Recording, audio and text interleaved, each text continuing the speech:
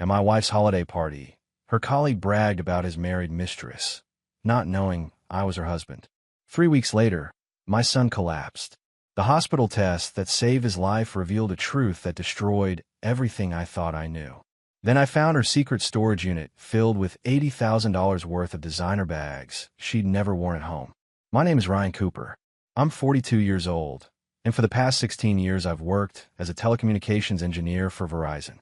The job pays well, nearly 6 figures with overtime, but it demands everything. 80-hour weeks aren't uncommon. I justified it all by telling myself I was building something for my family. My wife Amanda, who everyone calls Mandy, seemed to understand. She worked as a financial controller at a mid-sized tech firm downtown. We had 2 kids, Lily, 5 years old with her mother's blonde hair, and Jack, 3, who had my stubborn chin. That December evening started normally enough. Mandy spent 2 hours getting ready, which should have been my first clue. She wore a black dress I'd never seen before, something elegant that hugged her figure in ways that made me remember why I fell for her in the first place.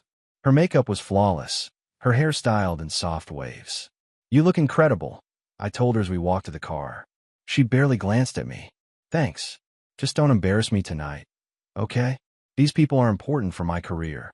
The venue was some upscale hotel ballroom in downtown Seattle, all crystal chandeliers, and servers carrying trays of hors d'oeuvres I couldn't pronounce. Mandy immediately tensed up when we walked in, her eyes scanning the crowd with an intensity that made my stomach tighten. She introduced me to maybe 3 people before disappearing into a cluster of colleagues, leaving me stranded near the bar. I nursed a beer, watching her work the room. She was animated in a way I hadn't seen in months, laughing at jokes, touching arms, completely in her element. I felt like a piece of furniture she'd dragged along for appearances. Then this guy approached me, tall, athletic build, wearing an expensive suit that screamed sales executive. He had that easy confidence of someone who'd never been told no. "Hey man, you look as thrilled to be here as I am," he said with a grin, extending his hand. "Craig Williams, marketing department." I shook it. "Ryan, I'm here with my wife. She works in finance." "Ah, the +1 club," Craig laughed, already a few drinks deep judging by the way he swayed slightly. "I get it. These things are brutal. Open bar helps though, right?" We made small talk about sports, the weather, typical guy stuff. He seemed friendly enough, just another corporate drone like everyone else here. Then he leaned in closer, lowering his voice. "Can I tell you something?" Man to man. His eyes had this gleam, like he was about to share the world's greatest secret. I shrugged. "Sure. I've got this thing going on," he said, glancing around to make sure no one was listening. "With someone from work. Keeps life interesting, you know." Every instinct told me to walk away, but something kept me rooted. "That's so." "Yeah, she's married actually," Craig continued, his words starting to slur together. "Makes it exciting. The sneaking around, the risk. Her husband's always working, completely checked out. Poor guy has no clue what his wife does when he's away." My chest tightened. "Sound complicated?" "Nah, she makes it easy. Smart woman. Knows how to keep things separate. Acts all professional here at work. But after hours." He whistled low. "Total firecracker. We've got this whole system worked out.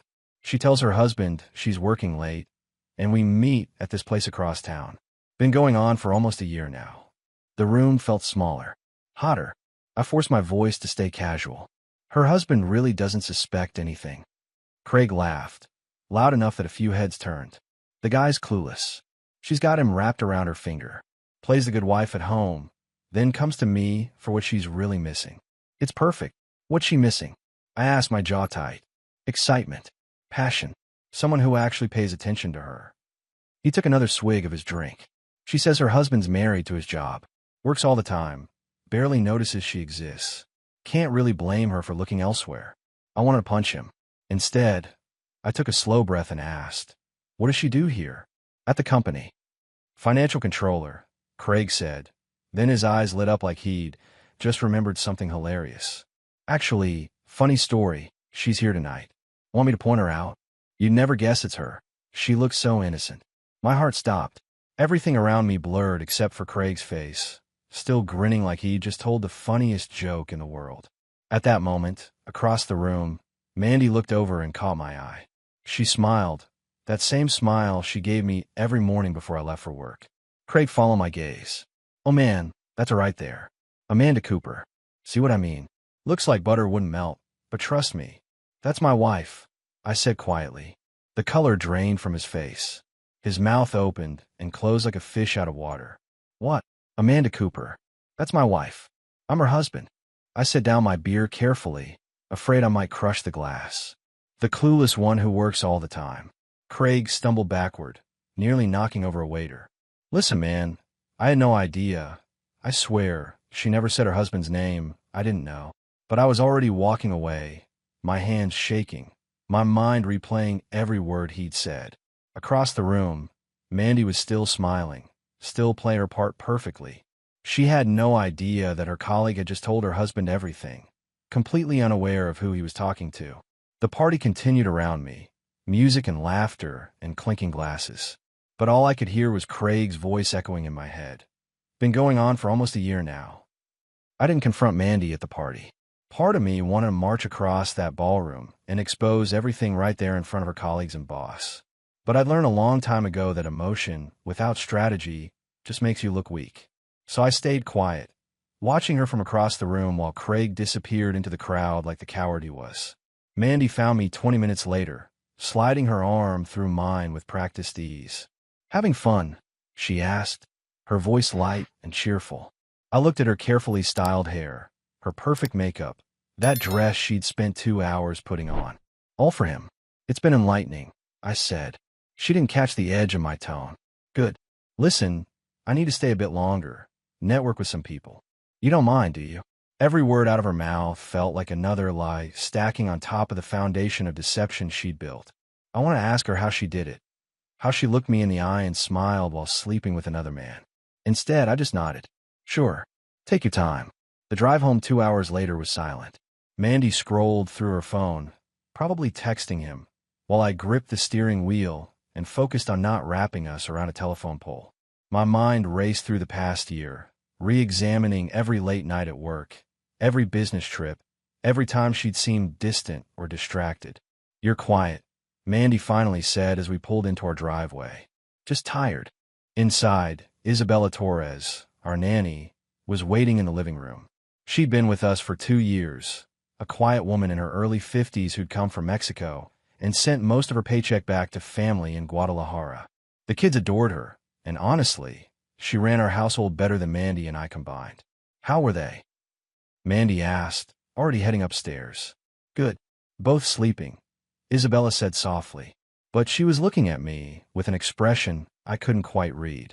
Concern, maybe, or guilt. After Mandy disappeared into our bedroom, Isabella approached me hesitantly. Mr. Cooper, I need to talk to you, she said, her accent thick with nervousness. About Mrs. Cooper. My stomach dropped. What about her? Isabella's hands twisted together. I should have told you sooner, but she said she would have me deported if I said anything. I'm so sorry, but I can't stay quiet anymore. The room spun. What are you talking about? Her eyes filled with tears. That man, Craig. He's been coming here. To the house. When you're at work. I've seen them together many times. And just like that, the knife Craig had stuck in my back at the party twisted deeper. I sat down heavily on the couch, my legs suddenly unable to hold me up. Isabella remained standing, wringing her hands, tears streaming down her face. Tell me everything, I said quietly. She took a shaky breath. It started maybe 10 months ago. Mrs. Cooper, she told me one day that a colleague would come by to drop off work documents. But when he arrived, they didn't look at any papers. They went upstairs to your bedroom. My hands clenched into fists. How many times? Many times, Mr. Cooper. Once a week, sometimes more. Always on Tuesdays and Thursdays when you work the late tower installations. Isabella's voice broke. I wanted to tell you so many times, but she caught me looking upset one day. She pulled me aside and said if I told you anything, she would call immigration and report that my papers were fake. She said I would be deported and never see my family again. Your papers aren't fake though, right? No, they're real. But I was so scared. I have 3 children back home, depending on the money I send. I couldn't risk it. She looked at me with desperate eyes. I'm so sorry, Mr. Cooper. I should have been braver. I stood up and put a hand on her shoulder. Isabella, you did what you had to do to protect your family. I don't blame you. But I need you to tell me everything you remember. Dates, times, anything they said. Over the next hour, Isabella told me details that made my stomach turn. Craig had been in my house, in my bed, with my wife while my children played downstairs. While I was working 70-hour weeks to pay for this house, this life, Mandy was bringing her lover into our home. There's more, Isabella said hesitantly. I noticed Mrs. Cooper buying expensive things. Designer purses, jewelry, nice clothes. But she never wore them here. She would take them in her car and I never saw them again. Where did she keep them? I don't know. But I heard her on the phone once, talking to someone about a storage unit. She was laughing about how you would never find it. The next morning, I called in sick to work for the first time in 3 years. Mandy had already left for her office, kissing me on the cheek like everything was normal. I waited until her car disappeared down the street. Then I started searching. It took 2 hours, but I found what I was looking for in her locked desk drawer. I'd never been the snooping type, but desperate times called for bolt cutters from the garage. Inside were bank statements for an account I didn't know existed, credit card bills for a card in her name only, and a key with a tag from Safekeep Storage. The statements showed charges that made my blood boil. Thousands of dollars at Nordstrom, Tiffany, Chanel, hotel rooms downtown, expensive dinners. And then I saw it. A withdrawal for $45,000 from our joint savings account 6 months ago. The money my mother had left me when she died last year. Money we'd agreed to save for Lily and Jack's college funds. I sat there staring at the evidence of her betrayal, and something inside me shifted. The hurt was still there, but now it was joined by something colder, more calculating. She'd stolen from our children's future to fund her affair. She'd threatened Isabella to keep her quiet. She'd turned our home into a playground. I took photos of everything with my phone, then carefully put it all back exactly as I'd found it. Mandy couldn't know I was building a case. Not yet. The Safekeep storage facility was in a sketchy part of town I'd never had reason to visit. I found Unit 247 in the back corner, used the key I'd copied that morning, and stepped inside. The space was maybe 10 by 10 feet, and it was packed with shopping bags and boxes. I turned on the light and felt my jaw clench. This was where she'd hidden everything. I started going through it systematically, documenting everything with my phone camera. 15 designer handbags, some still with price tags attached. A Hermes Birkin bag that probably cost more than my truck. Chanel, Gucci, Louis Vuitton. Jewelry boxes from Tiffany and Cartier, containing necklaces, bracelets, and earrings I'd never seen her wear. Shoes, dozens of pairs of Christian Louboutin heels with their signature red soles. Each item felt like another slap in the face. While I'd been eating packed sandwiches on cell towers to save money, she'd been spending thousands on luxury goods to impress her lover. In the back corner, I found something that made everything else pale in comparison. A shoebox filled with receipts and a handwritten ledger in Mandy's neat script. She'd been tracking her spending, probably to make sure she didn't go over some budget she'd set for herself. The total, written in red ink at the bottom of the last page, made me sit down hard on a box. $87,340. $87,000. That wasn't just my mother's inheritance. She'd been skimming from our accounts for almost a year. I checked the dates against my phone calendar.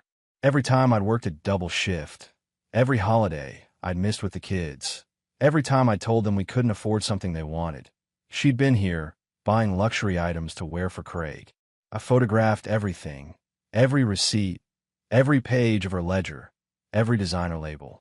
Then I loaded some of the most expensive items into my truck. Not to steal them, but to keep them safe. Evidence for the divorce I was now certain would happen. As I locked the unit and drove away, my phone rang. Mandy's name flashed on the screen. "Hey, babe," she said when I answered, her voice sickeningly sweet.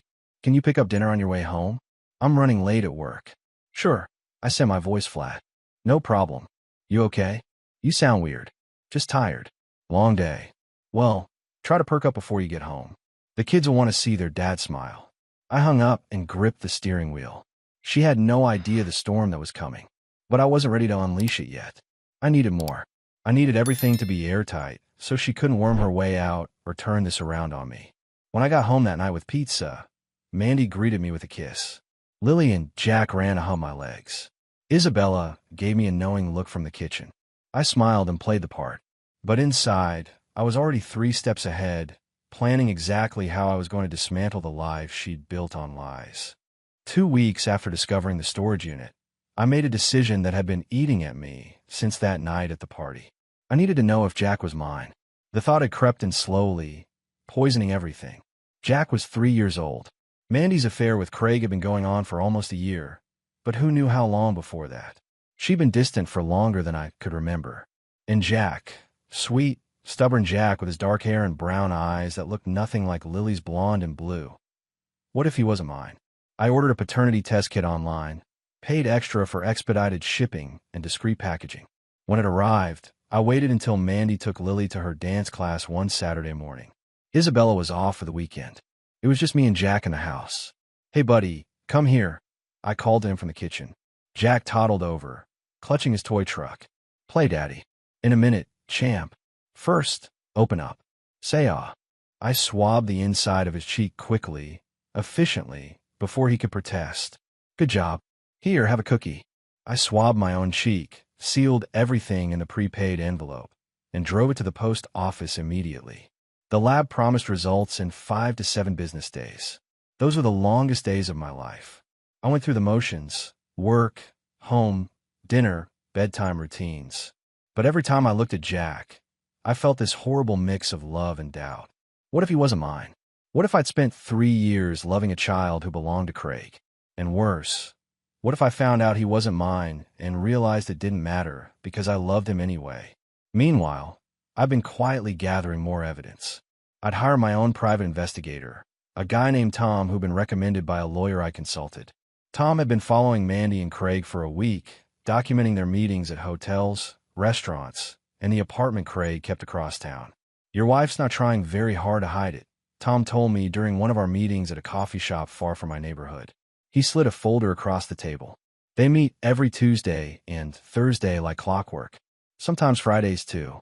The photos made my stomach turn. Mandy and Craig holding hands as they walked into the Fairmont, kissing in his car in a parking garage, entering his apartment, building together at 2 in the afternoon. "There's something else you should know," Tom said carefully. "I did some digging into your wife's work situation. Word is, there's an internal investigation at her company. Financial irregularities." My head snapped up. "What kind of irregularities?" "The kind that involves money going missing from corporate accounts. I've got a contact in their IT department who says the auditors have been all over her files for the past month." I sat back, processing this. "She's stealing from her company?" "Looks that way. Can't say for sure, but where there's smoke." Tom shrugged. "Thought you should know. Could be useful in the divorce." Divorce. The word still felt unreal, even though I'd been planning for it every day. That night, Mandy was in an unusually good mood. She'd made dinner, actual dinner, not takeout, and kept trying to engage me in conversation about her day. I gave her nothing, just one-word responses while pushing food around my plate. "You've been so distant lately," she said, reaching across the table to touch my hand. "Is something wrong at work?" I looked at her, really looked at her. She was good at this, the concerned wife act. Her face showed nothing but genuine worry. If I didn't know better, I'd think she actually cared. "Work's fine," I said, pulling my hand away. "Just tired. You're always tired these days." She sighed. "Maybe we should plan a vacation. Just the two of us. My mom could watch the kids for a long weekend." The audacity of it almost made me laugh. She wanted to go on vacation while sleeping with Craig, while stealing from her company, while potentially raising another man's child under my roof. "Maybe," I said noncommittally. 5 days later, the email came. I was at work, up on a cell tower doing routine maintenance, when my phone buzzed. The subject line read, "DNA test results, confidential." I climbed down so fast, I nearly slipped on the ladder. Sat in my truck with shaking hands and opened the attachment. The words blurred together at first, but then one phrase jumped out with crystal clarity. "Probability of paternity, 0%. The alleged father is excluded as the biological father of the child." Jack wasn't mine. I sat there in my truck, parked outside a cell tower in the middle of nowhere, and felt something inside me break. Not Jack. Not my little boy who called me daddy and ran to me every night for bedtime stories. Not the kid I'd walked around the house at 3 in the morning when he had colic. Not my son, except he was my son. DNA didn't change 3 years of love. But Mandy, She'd let me believe a lie. She'd watched me bond with a child who wasn't mine and said nothing. She'd stolen that choice from me. I called Tom immediately. "I need you to find out everything about Craig Williams," I said, my voice shaking with barely controlled rage. "Where he lives, where he banks, if he has any idea he has a son. Everything." "What happened?" Tom asked. "Just do it, and step up the surveillance. I want to know every move they make." That night, I looked at Jack differently. Not because I loved him less. I could never love him less. But because every time I saw his face, I was reminded of Mandy's betrayal in a whole new way. The investigation into Mandy's embezzlement broke wide open 3 weeks after I got the DNA results. I was at work when my phone rang from an unknown number. "Mr. Cooper? This is Detective Sarah Michaels from the Seattle Police Department, White Collar Crimes Division. I need to speak with you about your wife, Amanda Cooper." My stomach dropped. "What about her?" "We're investigating financial fraud at her employer. I understand you share bank accounts with Mrs. Cooper. I'd like to meet with you to discuss some transactions we flagged." We met the next day at a bland government building downtown. Detective Michaels was a sharp-eyed woman in her 40s who laid out everything in meticulous detail. Mandy had been creating fake vendor accounts and approving payments to them for over 8 months. The money had been funneled into a personal account she'd opened under a slightly different name, Amanda L. Cooper instead of Amanda Rose Cooper. The total was $32,000. "We believe she used the funds for personal expenses," Michaels said, showing me statements. "Luxury goods, hotels, dining. Were you aware of any of this?" "No," I said honestly, "but I have information that might be relevant to your case." I told her about the storage unit, the designer bags and jewelry, the ledger tracking her spending. I gave her copies of everything I'd photographed. Michaels took notes quickly. "This is very helpful, Mr. Cooper. I have to ask, are you planning to divorce your wife?" "Yes." "Then you should know that if charges are filed, it could impact any settlement negotiations. She may face jail time." I nodded slowly, processing this. Mandy wasn't just going to lose me. She was going to lose everything. That same week, my boss called me into his office. Mar Patterson had been my supervisor for 8 years, a fair guy who'd always had my back. "Ryan, sit down," he said, his expression grave. "We need to talk." My chest tightened. "What's wrong?" "I've been getting calls from your wife's company's legal department. They're asking questions about you, trying to find out if you were involved in any of Amanda's activities." He held up a hand before I could speak. "I told them you're one of the most honest people I know, but the optics aren't good. Corporate's nervous about the association." "Are you firing me?" I asked bluntly. Mark sighed. "Not yet, but I'm getting pressure. If this turns into a criminal case and your name gets dragged into it, I might not have a choice." "I'm sorry, Ryan. I know this isn't your fault." I left his office feeling like the world was collapsing around me. I was about to lose my wife, my job, and possibly my home. And I had 2 kids depending on me, one who wasn't even biologically mine, but who I loved like he was. When I got home that night, Mandy was pacing in the kitchen, her phone pressed to her ear. She hung up abruptly when she saw me. "We need to talk," she said, her face pale. "About what?" "The company fired me today. They're saying I stole money, but I didn't, Ryan. I swear I didn't. Someone's setting me up." I looked at her, this woman I'd married, and saw a stranger. "Really? That's the story you're going with?" Her eyes widened. "What's that supposed to mean?" "It means I know everything, Amanda. The affair with Craig, the storage unit, the embezzlement, the fake accounts, all of it." The color drained from her face completely. "How? Did you really think I wouldn't find out?" I stepped closer. "You got sloppy, and now it's all coming down." "Ryan, please, let me explain." "There's nothing to explain." My voice was cold, controlled. "I want you out of this house by tomorrow. You can't kick me out. This is my home, too. Watch me." I pulled out my phone and showed her a photo of the storage unit. "I've got evidence of everything. The money you stole from the company. The money you took from my mother's inheritance. The affair.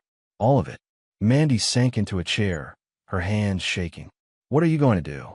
"I'm divorcing you, and I'm getting full custody of Lily. And Jack." Her voice was barely a whisper. I met her eyes. "We both know Jack isn't mine, don't we?" The way her face crumpled told me everything. Mandy refused to leave the house. For 3 days after our confrontation, we lived like hostile strangers under the same roof. She'd moved into the guest room, and spent most of her time on the phone with lawyers, her parents, or crying in the bathroom. Her parents called me on the fourth day. Richard and Susan Blake, the picture-perfect Connecticut couple who'd always treated me like I wasn't quite good enough for their daughter. Ryan, what's this nonsense about divorce? Richard demanded. Amanda says you're being unreasonable. Did she tell you about Craig? About the affair she's been having for a year? Silence. Then Susan's voice, sharp and defensive. Our daughter says you've been a neglectful husband. Always working, never home. Can you blame her for seeking companionship elsewhere? I actually laughed. Companionship? Is that what we're calling adultery now? Don't take that tone with us, Richard snapped. Amanda made a mistake, but marriage is about forgiveness. You made vows, Ryan, for better or worse. She stole $45,000 from our children's college fund. She's being investigated for embezzling from her company. She let me raise another man's child while lying to my face. But sure, let's talk about my tone. That's a vicious lie. Susan's voice was shrill. Amanda would never. Believe what you want. But I'm divorcing her, and I'm getting full custody of Lily. Jack can go with his real father for all I care. I hung up before they could respond.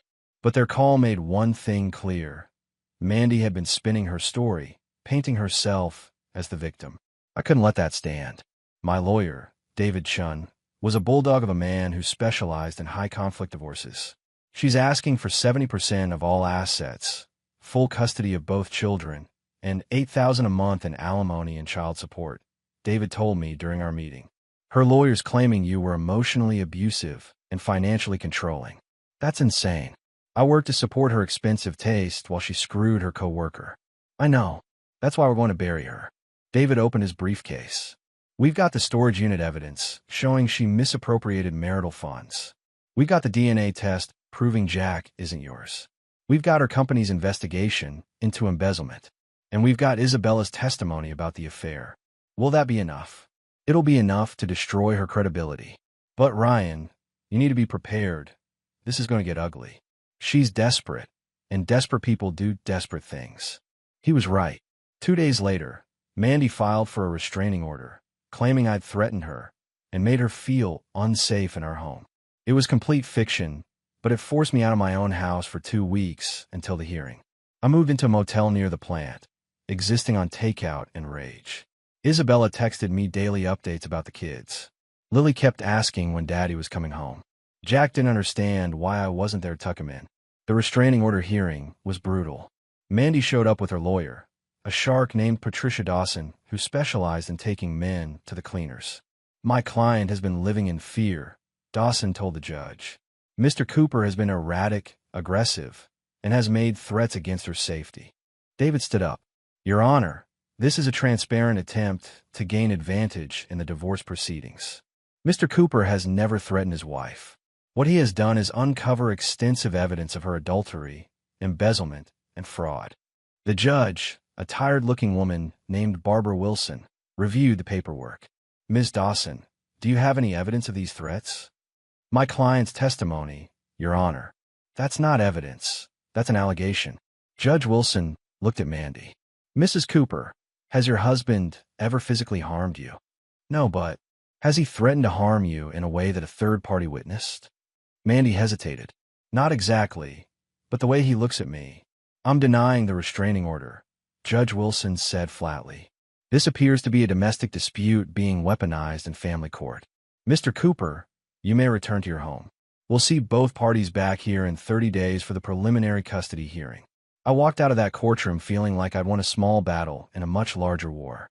3 weeks later, everything changed. I was at work, finally back on regular tower duty after my boss decided the heat from Mandy's case had died down enough, when Isabella called. Her voice was panicked.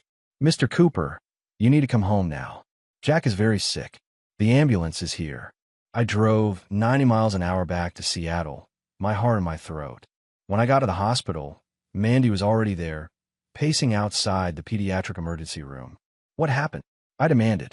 He had a seizure, she said, her face streaked with tears. He was playing with Lily, and then he just collapsed. They're running tests now. We sat in the waiting room in tense silence. Whatever was between us, Jack was still the little boy we'd both raised. Biology didn't change, 3 years of diapers and first words and bedtime stories. The doctor came out 2 hours later, his expression grave. Mr. and Mrs. Cooper, Jack has bacterial meningitis. It's serious, but we caught it early. We've started him on antibiotics, but the next 48 hours are critical. They moved Jack to the pediatric ICU. He looked so small in that hospital bed, tubes and wires everywhere, his face pale against the white sheets. Mandy and I took turns sitting with him, neither of us willing to leave.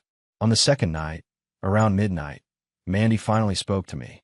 "This is my fault," she whispered, staring at Jack's sleeping face. "All of this. I destroyed our family, and now Jack's paying for it." I wanted to argue, to tell her that meningitis had nothing to do with her affair. But looking at my son, because he was still my son in every way that mattered, I felt the anger drain away, replaced by exhaustion. "He's going to be okay," I said quietly. "How do you know?" "Because he's tough. Like his dad." I paused. "Like the dad who raised him." Mandy started crying. "Ryan, I'm so sorry. For everything. For Craig, for the money, for Jack. I ruined everything good in my life." Before I could respond, my phone buzzed. An email notification. I almost ignored it, but something made me check. It was from the DNA testing company. The subject line read, "Requested results, urgent." I opened it, confused. I hadn't requested any new tests. But then I saw it was a corrected report. My hand started shaking as I read. "Correction TO, previous report. Due to a laboratory error, the previous results were incorrectly reported. Corrected results show probability of paternity, 99.97%. The alleged father is not excluded as the biological father." I read it 3 times before the words made sense. Jack was mine. The lab had made a mistake. My son was my son. I looked at Mandy, then at Jack, then back at my phone. "What is it?" Mandy asked, seeing my expression. I showed her the email without a word. Her face went white, then red, then white again. "Oh my God. Ryan, I swear I didn't know. When you said he wasn't yours, I thought. I believed you. I would never." "So the affair started after Jack was born," I said slowly, pieces clicking together. She nodded miserably. "About 10 months after. I was exhausted.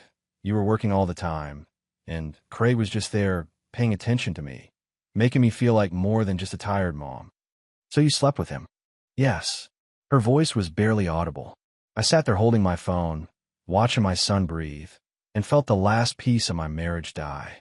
The DNA error had given me back my son, but it didn't change anything about Mandy's betrayal. If anything, knowing she'd been faithful during my pregnancy made the affair afterward feel even more calculated. "It doesn't matter," I finally said. "Lab error or not, we're done. I'm keeping both kids, and you're going to have to explain to them someday why Mommy doesn't live with them anymore." Mandy opened her mouth to argue, but then Jack stirred, his eyes fluttering open. "Daddy," he whispered. I moved to his bedside immediately, taking a small hand. "I'm here, buddy. Daddy's here. Mommy too." Mandy came to the other side of the bed. "Yes, baby. We're both here." For those few minutes, we were a family again. But it was a lie, and we both knew it. Jack recovered from the meningitis after 5 days in the hospital. The corrected DNA results had given me back my son, but they'd also forced me to recalibrate everything. Mandy's affair had started when Jack was 10 months old, not before. She'd been faithful through the pregnancy and those exhausting early months, then found Craig when she felt neglected and overwhelmed. It didn't excuse what she'd done, but it complicated the narrative I'd built in my head. 2 weeks after Jack came home, Mandy showed up at the house unannounced. I opened the door to find her standing there with 2 suitcases and bloodshot eyes. "I need to get some things," she said quietly. "Can I come in?" I stepped aside. She walked past me, avoiding eye contact, and went upstairs. I followed, not trusting her alone in the house. She packed methodically, clothes, toiletries, photo albums. Her hand shook as she folded a sweater. "Where are you going?" I asked from the doorway. "My parents' place in Connecticut. The company fired me officially last week. The embezzlement charges are moving forward. My lawyer says I'm probably looking at probation and restitution, maybe jail time if the prosecutor pushes for it." She laughed bitterly. "Craig won't return my calls. Turns out he's not interested in a woman facing criminal charges." "Shocking," I said dryly. She turned to face me, tears streaming down her face. I know you hate me. I deserve that. But please, Ryan, don't punish the kids because of what I did. They need their mother. They need a mother who puts them first. That's not you. I can change. I will change. You should have changed before you destroyed our family. She zipped up her suitcase and walked past me, pausing at the door. For what it's worth, I am sorry. About all of it. Especially Jack. When you showed me that first DNA test, I believed it. I was ready to tell you everything about Craig, to come clean. But then the corrected results came, and I realized I'd been faithful longer than I thought I'd been. She wiped her eyes. Doesn't make what I did any better, I know. No, it doesn't. After she left, I sat in the empty house and felt the weight of everything settle on my shoulders. I had the kids, the house, and my job, barely. But I was also alone, facing single parenthood and a court battle that could drain what little savings I had left. Isabella found me there an hour later. Mr. Cooper, are you okay? No, I admitted. But I will be. 3 days later, I got a call from a woman I didn't know. Mr. Cooper, my name is Ella Bancroft. I'm a friend of Tom's, your private investigator. I frowned. Okay. Tom mentioned you might need help. I run a support group for people going through difficult divorces. I thought you might want to attend a meeting. I'm not really a support group kind of guy. I understand. But we also have resources, financial planning, legal advice, childcare networks, things that might help you get back on your feet. Something in her voice made me reconsider. Where do you meet? That Thursday, I attended my first meeting. It was in a church basement, about 15 people sitting in a circle sharing their stories. Ella ran the group with quiet efficiency, a woman in her early 40s with kind eyes and a no-nonsense demeanor. When it was my turn to speak, I kept it brief. My name is Ryan. My wife cheated, stole money, and almost cost me my kids. I'm here because I don't know what the hell I'm doing anymore. The group nodded sympathetically. No judgment, no platitudes, just understanding. After the meeting, Ella approached me. You did good tonight. Showing up is half the battle. The other half, figuring out who you are without her. She smiled. It gets easier, I promise. Over the next few weeks, I found myself looking forward to those Thursday meetings. The group became a lifeline, people who understood what I was going through without me having to explain. And Ella, there was something about her that made me feel less alone. But I wasn't ready for anything more than friendship. Not yet. Maybe not for a long time. The final divorce hearing was 10 months after that night at Mandy's work party. Judge Wilson reviewed all the evidence. The affair, the embezzlement conviction. Mandy had taken a plea deal for 2 years probation and restitution. The storage unit. The lies. This is one of the clearer cases I've seen, Judge Wilson said from the bench. Mrs. Cooper, your actions demonstrate a pattern of dishonesty and financial irresponsibility that makes you unsuitable for primary custody. Mandy's lawyer tried to argue, but the judge cut her off. Mr. Cooper is awarded primary physical and legal custody of both minor children. Mrs. Cooper will have supervised visitation twice monthly. The marital home remains with Mr. Cooper. Mrs. Cooper will pay 65% of the children's expenses and reimburse Mr. Cooper $45,000 for the misappropriated inheritance funds. It was over. I'd won. Mandy sat at the defendant's table, crying silently. Her parents, who'd flown in for the hearing, looked shell-shocked.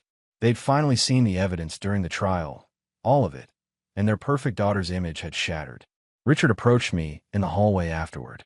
I owe you an apology, he said stiffly. We didn't know the extent of what Amanda had done. You didn't want to know? I corrected. You heard what you wanted to hear. He nodded slowly. Can we still see the grandchildren?